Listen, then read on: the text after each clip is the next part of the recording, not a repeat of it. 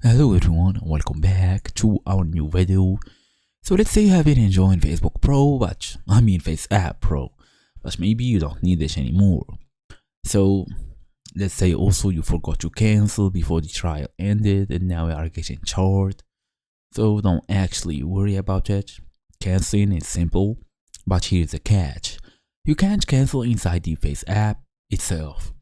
So according to FaceApp's official FAQ, all subscription management options are available directly in your App Store or Play Store depending on your device. So, deleting the app does not stop the payments. You have to go through the store where you originally signed up. In this guide, I will walk you through canceling on both iPhone and Android. Let's get into it. So, first and first, cancel on iOS or iPhone.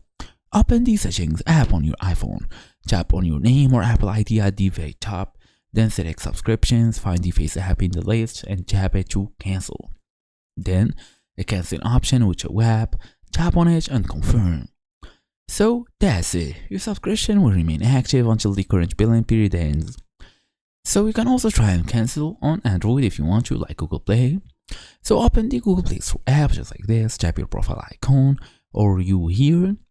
Then go all the way to the settings, look for subscriptions, find the FaceApp in the list and tap it to cancel. Tap the cancellation button, follow the prompt to confirm.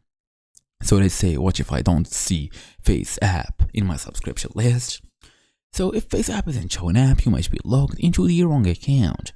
So check any other Google or Apple IDs that you may have used to sign up.